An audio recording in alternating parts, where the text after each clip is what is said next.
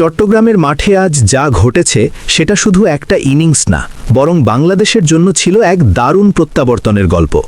শুরুতেই ৩ উইকেট হারিয়ে যখন দল চাপে, তখন কে হাল ধরবেন এই প্রশ্নই ঘুরছিল সবার মনে। আর ঠিক সেই মুহূর্তে ব্যাট হাতে এগিয়ে আসেন নাজমুল হোসেন শান্ত। দীর্ঘ ২০ ইনিংসের অপেক্ষার অবসান ঘটিয়ে তুলে নেন দুর্দান্ত এক সেঞ্চুরি। হ্যাঁ, ঠিকই শুনছেন, এই সংস্করণে অনেক দিন পর আবারও ৩ অঙ্কের দেখা পেলেন তিনি, যা বাংলাদেশের ইনিংসকে নতুন করে গতি এনে দেয় এবং দর্শকদের মধ্যে তৈরি করে দারুণ উত্তেজনা।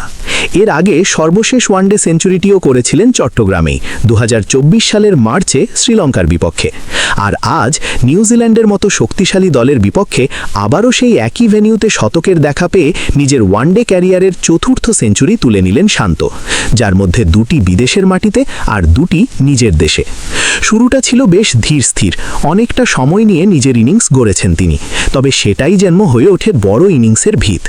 ধীরে ধীরে ইনিংস গুছিয়ে নেওয়ার পর গিয়ার বদল করে রান তোলার গতি বাড়ানেই বাহাতি ব্যাটার ১১৪ বল মোকাবেলা করে স্পর্শ করেন সেই কাঙ্ক্ষিত ৩ অঙ্কের ম্যাজিক ফিগার, যা তার আত্মবিশ্বাসেরই প্রতিফলন। শেষ পর্যন্ত ১০৫ রান করে প্যাভিলিয়নে ফিরলেও তার এই ইনিংস বাংলাদেশের জন্য ছিল অমূল্য। তবে এই গল্পে আরেকটি গুরুত্বপূর্ণ নাম না বললেই নয়, লিটন কুমার দাস। শুরুতেই ৩ উইকেট হারানোর পর শান্তর সঙ্গে জুটি বেঁধে দলকে ধ্বংসের মুখ থেকে টেনে তুলেছেন তিনি। দুজন মিলে গড়েছেন গুরুত্বপূর্ণ এক পার্টনারশিপ, যা বাংলাদেশকে লড়াইয়ে ফিরিয়ে আনে। শান্ত যেখানে ৭০ বলে 50 পূর্ণ করেন, ঠিক তার পরপরই লিটন দাসও ৭১ বলে নিজের অর্ধশতক তুলে নেন। এই ধৈর্যশীল এবং দায়িত্বশীল ব্যাটিংই দলের জন্য এনে দেয় স্থিতিশীলতা। লিটন দাস শেষ পর্যন্ত ৯১ বলে ৭৬ রান করে আউট হলেও তার ইনিংস ছিল দলের জন্য এক শক্তি ভিত তৈরি করার মতো।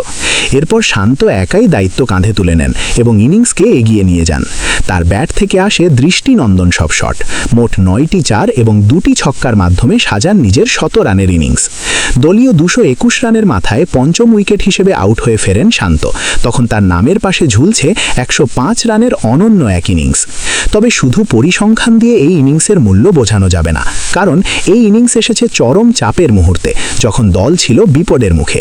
এমন পরিস্থিতিতে শান্ত এবং লিটনের এই জুটি কার্যত বাংলাদেশকে বাঁচিয়ে দিয়েছে বলা যায়।